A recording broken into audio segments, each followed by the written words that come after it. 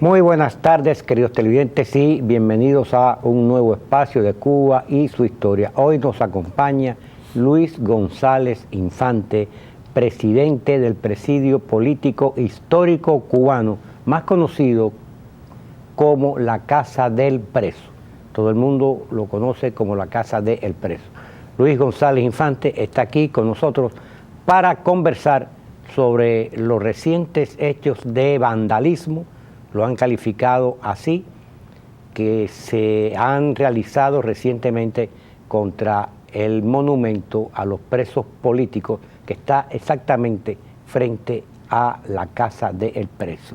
Pero antes vamos a recordarles a nuestros televidentes que los días 11 y 12 de julio en la Universidad Internacional de la Florida, en la FIU, como se conoce, en el Graham Center de esa universidad, se va a efectuar un encuentro con el libro cubano exiliado. La dirección estará en pantalla próximamente del blog de ese encuentro, donde las personas interesadas pueden encontrar informaciones. Digo, interesado tanto público como autores, que por cierto Luis González Infante va a estar con nosotros porque él tiene dos libros, Luis, ¿no? Tres de carácter históricos, gráficos, libros que complementan la historia, sobre todo de lo que concierne a la provincia de las antiguas villas y la ciudad de Santa Clara. Luis González Infante, entre otros autores, porque esto abarca desde temas literarios hasta temas históricos, pasando por recetas de cocina, humor, todo lo que se ha producido en el exilio durante estos 50 y tantos años, pues aspiramos a que esté representado en este evento que tendrá conferencias, charlas, coloquios y música cubana también. Bueno, Luis, es un placer que estés aquí. Muchísimas gracias para hablar del tema principal que nos preocupa, porque es muy preocupante lo que está sucediendo. Exactamente el sábado 6 de junio, el Nuevo Herald publicó en primera plana, bajo una foto en que apareces tú también, vandalizan el monumento a los presos políticos cubanos en Miami.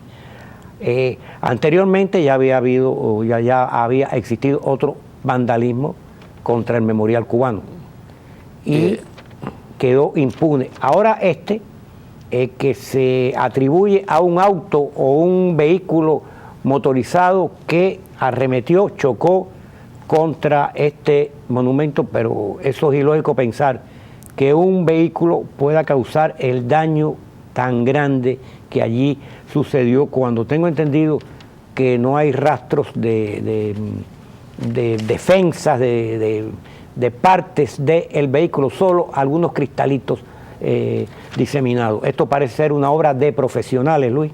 Correcto. Como ha sucedido siempre. En la forma que hemos podido buscar, incluso con la policía, las evidencias que debieran haber quedado hubieran sido parte de la defensa, de los guardafangos, faros y demás. Pero hay una cuestión, y esto hay que resaltarlo. Un impacto de ese tipo, si hubiese sido un vehículo, lo hubiese dejado inutilizado. Además de que no hubiera llegado hasta el monumento, porque hay mucha acera por el medio, hay mucho obstáculo para llegar al monumento. Correcto, así mismo es. Y eso es una pieza de granito que pesa muchísimo. Es una pieza bien pesada que no se puede mover si no es con algún tipo de grúa o algo de eso. Y este impacto fue capaz de moverlo del lugar, si es que es el impacto, movieron del lugar y partieron la pieza de granito, que, repito, es una pieza gruesa y de un peso bastante grande también. Y también esparcieron otros pedazos más pequeños y también se llevaron el asta donde estaba la bandera se la llevaron americana. No se la llevaron, es decir, la tumbaron. También la tumbaron y dejaron el asta con la bandera en el piso. Y nosotros nos preocupa este hecho porque consideramos que no fue casual, que fue, como tú dijiste, un vandalismo y como se ha expuesto en la prensa. Nosotros creemos que fue atacado con un propósito. Yo creo que eso se puede calificar tanto como el monumento el memorial como un sabotaje de carácter político. Esa es la idea, eso es lo que pensamos nosotros y eso es lo que nos preocupa. El memorial sí está ampliamente fehaciente de que fue un acto político premeditado. Correcto, porque ahí entraron, ahí tuvo que ser bien a pie, y llegaron y vandalizaron lo que son los nombres que están en las piezas puestas en la pared. Partiendo de eso y de otros tipos de vandalismo que en otras ocasiones también se han hecho contra los monumentos que representan lo que es patrimonio histórico del exilio, porque eso ya el monumento es un patrimonio del exilio, no es ni siquiera de la casa de presos, si se quiere, porque es un monumento que está hecho en un lugar público de la ciudad. Y que se suman a los monumentos de la ciudad de Miami, de cualquier índole, que deja el paso de una comunidad, de un exilio, como Tampa, por ejemplo, donde están los recuerdos de José Martí en la época. Eso es un monumento que está en la vía pública ya. Es un monumento que tiene presencia. Es decir, que presencia dentro de esta ciudad, dentro de este condado. Enaltece a la ciudad. Como tú dices, cualquier monumento que se erija en cualquier lugar, eso enaltece a la ciudad. Y están atacando todos estos monumentos y nos llama la atención del vandalismo que puedan seguir sucediendo posteriormente, atentando contra otras cosas. Y por eso hemos llamado la atención a las autoridades aquí para que pongan un poco más de atención, que este caso no pase como si no fuera nada. Hay una cuestión en esto, y esto, tanto como el del memorial, como esto, es obra de profesionales, de agentes profesionales. Y yo recuerdo, no es la misma magnitud, pero es otro hecho lamentable que acaeció en esta sociedad, en esta comunidad, y no pasó nada. Y fue cuando hace años atrás, en una emisora radial que estaba en Ponce de León, llegando a la calle 8 de El Sagüez, en el estacionamiento de esa emisora fueron ametrallados un exministro del gobierno de Raúl Castro junto con su esposa. A ella la mataron porque estaba con él. Y este hombre, esto sucedió por la época que se iniciaba el llamado periodo especial. Se dice que cuando él rompió con el régimen de Castro, se llevó cierta cantidad de dinero. En realidad fueron asesinados y nunca pasó nada. Por eso yo soy escéptico que las autoridades locales, ante un acto de sabotaje de ese tipo, puedan hacer mucho, porque, repito, si esto fue un sabotaje, como todo parece indicar, es obra de profesionales. Lo han hecho, sí, con mucha, podemos decir, pulcritud. Lo han hecho con una manera muy exacta, en la forma que está rota la pieza esa. Significa que fue un hecho bien premeditado, con intención de dañar lo que es esa. Y sobre todo yo creo que de atemorizar al exilio cubano. Bueno, son mensajes que están enviando. Mira, ahora mismo ahí en Santa Clara profanaron las tumbas. Los nichos.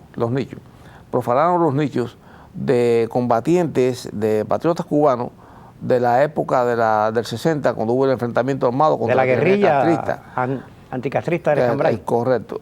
Bueno, pues ahí esos nichos estaban localizados en algún lugar del cementerio ahí en Santa Clara. Y fueron vandalizados ayer, antes de ayer lo vandalizaron. Y se llevaron los restos. Hay quienes dicen, nos estaba diciendo alguien que se está acostumbrando mucho ahora en Cuba a que estén profanando las tumbas y robándose hasta los restos que están en ellas. A veces se llevan, que si llevan por prenda o buscando lo que sea. Pero estos restos, ya lo que quedaba de estos restos eran huesitos No, y son restos de personas que tienen un lugar en la historia de Cuba. Correcto. Quieranlo ellos, no lo quieran, por su participación combativa. Y me refiero a Tomás Angil, bueno, ahí que es ese jefe lugar de las guerrillas del Escambray en un momento dado. fue el segundo jefe de la guerrilla. No, y llegó a ser jefe absoluto. Por eso, cuando él lo matan, era jefe el segundo absoluto. jefe. El primero fue Osvaldo. Pero Osvaldo estaba muerto. Cuando muere Osvaldo, pues entonces él es que cuando él muere en un combate al poco tiempo. Exactamente.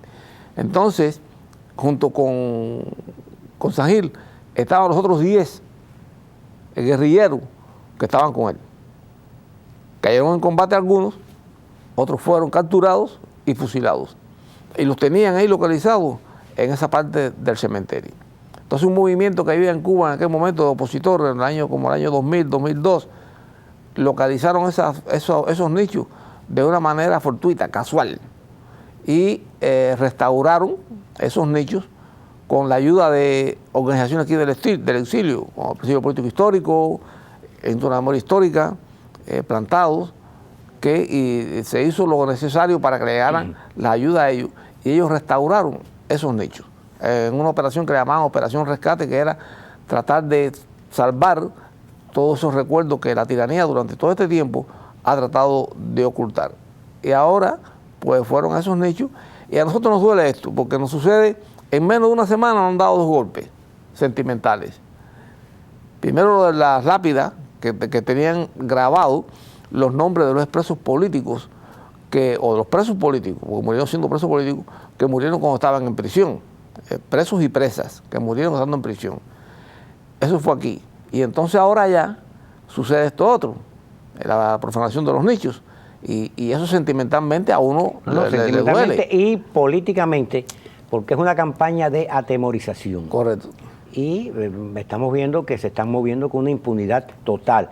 Lo que está sucediendo en las calles de Cuba con las damas de blanco, lo que hicieron en Panamá, una nación democrática libre, lo quieren traer a Miami. Correcto. Y creo que estos son mensajes intimidatorios muy claros. De ahí pasarán esto irá escalando si esto no se le pone freno, porque todo parece indicar, y me refiero al asesinato de aquel señor que mencioné hace un rato, que actúan con total impunidad. Sí.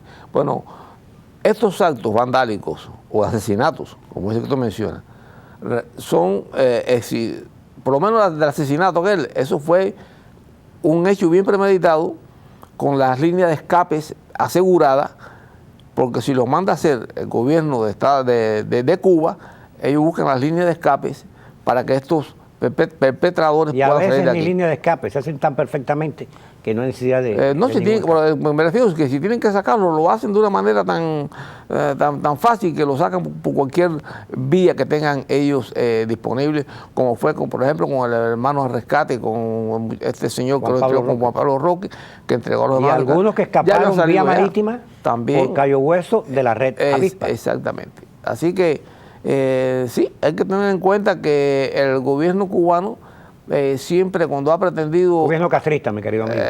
Cuba está por encima del castrismo. El gobierno castrista o el régimen castrista siempre que ha querido hacer valer su presencia de alguna forma, y como tú lo dices, ellos mismos exportan la agresividad, la represión en Cuba, en Panamá, que no es un país de ellos, y viene también de Estados Unidos. Y en Panamá resulta ser que los que caen presos son los que fueron agredidos. Las víctimas fueron los que fueron detenidos, lo que sea, pero fueron a prisión. Y a las otras personas no les pasó nada. Además, tienen los medios para alquilar los servicios de naturales de los países donde ellos van a actuar. Porque ahí en Panamá habían panameños con ellos en esta agresión que hubo contra la delegación que fue de aquí a la Cumbre de las Américas, a la 7ª Cumbre de las Américas en Panamá. Y actuaron ahí impunemente. Los arrestados, los detenidos, los que tuvieron los problemas, fueron los que iban democráticamente a ejercer un derecho de expresión y de manifestación. Y Luis, y yo veo, y creo que tú compartes esta opinión, que la represión interna en Cuba se ha recrudecido. Ahora ya es habitual que domingo tras domingo las damas de blanco y personas que las acompañan son golpeados, son detenidos, y está sucediendo no solo con las damas de blanco, en toda Cuba. Y también hay la percepción que las autoridades norteamericanas, lo que es la situación de derechos humanos en Cuba, y esto oyendo los voceros del Departamento de Estado y demás, pues lo están tratando de una manera mucho más suave. Ya no se hace énfasis en la violación tan brutal y sistemática de los derechos humanos que está sucediendo en Cuba. Incluso esta misma noticia sobre vandalismo al monumento a los presos políticos cubanos en Miami, que el Nuevo Herald publicó el sábado 6 de junio, tuvo poco seguimiento por el resto de la prensa aquí. No fue una cosa que se le dio mucho seguimiento, ni se alertó sobre lo que hay atrás de esto. Sí. Albertini, los movimientos de oposición dentro de Cuba necesitan del apoyo y de la solidaridad internacional para que los opositores puedan hacer el trabajo de oposición. Es una oposición pacífica. Si el gobierno de Estados Unidos, con el presidente actual, Barack Obama, toma una actitud de relajamiento con la tiranía castrista, donde está otorgando todo lo que está pidiendo en un tipo de negociación que es de una sola parte, donde la otra no entrega nada. Los opositores, al verse en esta situación de que son agredidos tan fuertemente, porque la represión se aumenta, porque como el gobierno de Estados Unidos, que tenemos que tenerlo en cuenta en este tipo de lucha, se relaja o relaja la presión que debe ejercer sobre el gobierno para que respete los derechos humanos, hay una actividad o hay una manera de entenderlo a nivel mundial. Entonces, ¿por qué la Unión Europea también empieza a cambiar su línea? Y el Vaticano también está insertado en esta situación. Cuando todo eso sucede y el gobierno de Cuba, el gobierno castrista, ve que puede seguir actuando impunemente, pues aumenta la represión en todos los sentidos. ¿Qué sucede con esto también? Entonces, que el gobierno de Estados Unidos, cuando se le va a reclamar el hecho de que debe intervenir por los derechos humanos en Cuba, dice que eso está compartimentado. Es decir, que los derechos humanos están tratándolo colateralmente, lo de las embajadas es una cosa y lo del comercio es otra. Es decir, que compartimentan las cosas, esta le presta menos atención a lo que es la represión y se enfocan en esto de lo que es las embajadas y las relaciones bilaterales. Y los demás países, viendo que el país que siempre ha sido enseña de los respetos humanos, el que reclama respetos humanos, afloja su posición internacionalmente y prácticamente abandona la oposición, porque así lo entiende la oposición dentro de Cuba, que la han abandonado, que la han dejado, que no le prestan atención. Pues eso es lo que está pasando y el gobierno cubano, la tiranía, se siente impune para seguir ejerciendo represión en cualquier parte del mundo. Luis, en estos momentos el presidio político histórico cubano, Casa del Preso, ¿qué piensas? ¿Qué va a hacer en torno a la reconstrucción de este monumento y a prevenir actos vandálicos de este tipo? Primeramente, estamos tratando de buscar cómo con la compañía que hizo esos trabajos, a ver si podemos otra vez contactarlos a ellos y ver cómo podemos. Ya las piezas no sirven, así que hay que hacer la nueva. En la forma que quedó no se puede hacer nada, hay que hacer la nueva. Estamos preocupados porque queremos verdaderamente, nos duele que los nombres de esos expresos políticos que perdieron sus vidas en prisión, buscando por lo que lucharon, la libertad para Cuba, que esos nombres en estos momentos no estén ahí, que hayan sido desaparecidos en este momento, y queremos restaurar esas piezas y volver a grabar los nombres de estos presos políticos en esas lápidas. Todavía no tenemos un plan estructurado, tenemos que buscar los precios y demás, y después pues trataremos de buscar los medios con los cuales hacer la pieza. Eso es un trabajo costoso. Sí, es costoso. Eso es una pieza de granito que son muy, muy costosas, y el trabajo de grabación y montarla otra vez. También, sí. Y con las autoridades pues estamos manteniendo el tipo de contacto precisamente para que no se pierda de vista lo que está sucediendo, porque hoy puede ser por aquí, mañana puede ser por allá, y queremos que las autoridades pues estén atentas a esta Hay situación. muchas personas, y yo me cuento dentro de ellas, que pensamos que esto es parte de una estrategia que va escalando para intimidar al exilio cubano. Lo mismo que tienen en Cuba, la represión que tienen en Cuba, la que hicieron en Panamá, incluso la quieren traer aquí porque están próximas las llamadas relaciones diplomáticas, y el exilio cubano, la casa del preso, es una piedra en el zapato que tiene el régimen castrista, y quieren convertir esto, como ellos llaman, la comunidad emigrada. Claro. Quieren llevarlo a eso, y que esta comunidad, pues como parte de ella siga financiando el proyecto castrista, financiándolo, que se puede comprender porque es la llamada ayuda familiar que nadie va a negar, pero ellos quieren que eso se incremente más y atomizar completamente el exilio. No sé si tú piensas. Sí, exactamente. Mira, nosotros tenemos un compromiso. Nosotros estamos ahora, fuimos gente que luchamos, personas que luchamos, la generación nuestra, de frente, frontalmente contra la tiranía. Ahora hay otro tipo de lucha en Cuba, en la cual nosotros también pues, estamos tratando de ayudar a lo que es la oposición dentro de Cuba. Pero también tenemos el compromiso de hacer prevalecer y que el recuerdo y la memoria de esta parte de la historia no desaparezca, tanto en Cuba como en el exilio. Por eso es que nosotros en dos vertientes nos estamos moviendo en este momento. Tratar de preservar lo que son los recuerdos, lo que fue aquella lucha contra la tiranía castrista al principio, una lucha frontal donde hubo muchos muertos, y tratando de ayudar ahora a entender este nuevo proceso de lucha pacífica que tienen los opositores dentro de Cuba. Así que nosotros en el momento que estamos ayudando también a la oposición, como dije anteriormente, también estamos empeñados en que estos símbolos patrios no desaparezcan y que deben quedar y deben ser siempre parte de la historia. Por eso tú ves que, hablando del encuentro del libro cubano, es una parte de la historia que debemos preservar.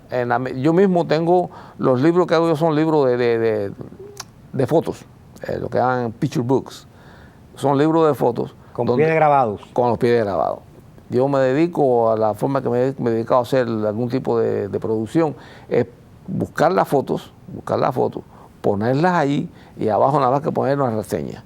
Y que las personas puedan ver el rostro de esos mártires que en su momento hicieron lo que podían por tratar de restaurar la libertad para el pueblo cubano. Eso es parte de la historia que el régimen castrista se ha empeñado siempre en escamotear, esconder, pero eso es imposible. En la historia se puede esconder por un tiempo, como puedes barrer polvo, suciedad bajo una cama, pero al final se va a descubrir. Por eso, la historia no la engaña a nadie. Eso depende del trabajo precisamente de que se haga. El monumento que está aquí, los nichos que están allá, los libros que se escriben contando, narrando parte de la historia pasada para que no se pierda en el tiempo. Esos son los trabajos que muchos de nosotros tenemos que hacer, además de ayudar en los medios posibles a la oposición nueva en Cuba. Tenemos que preservar esos recuerdos y esa memoria.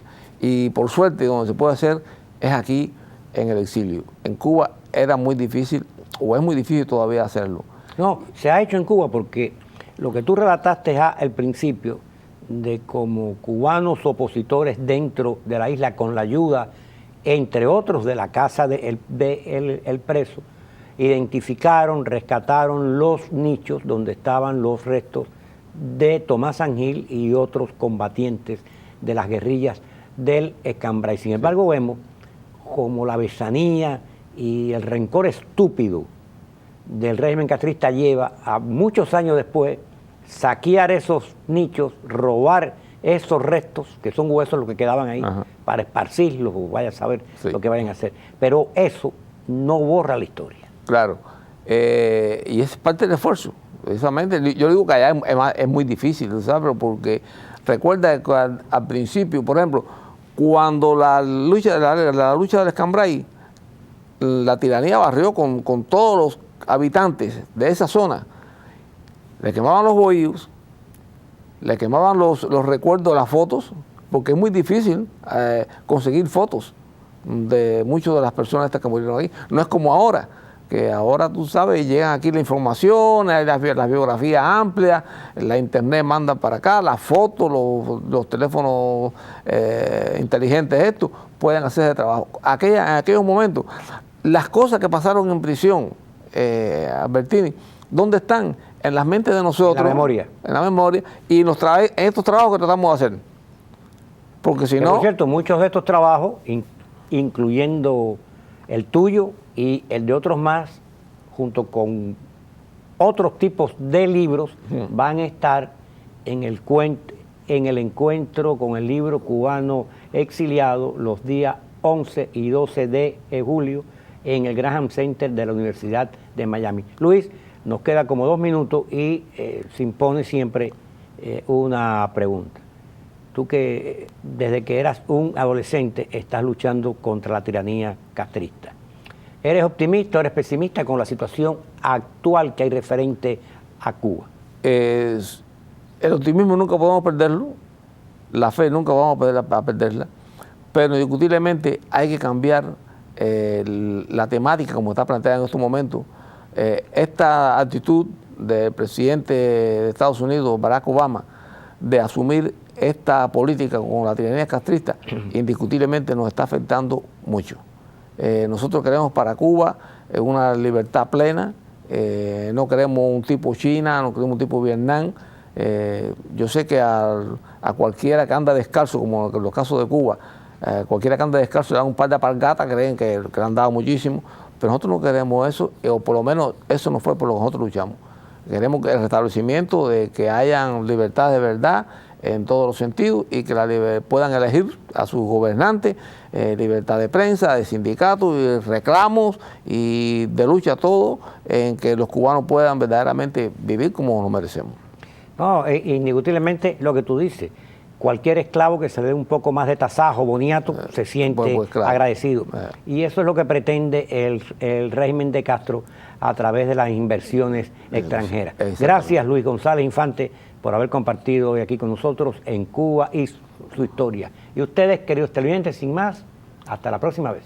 360 meses de nostalgia, son 3 décadas de destierro y desunión, 30 años de duro exilio, de extranjero domicilio, qué pena de son que canta mi errante generación.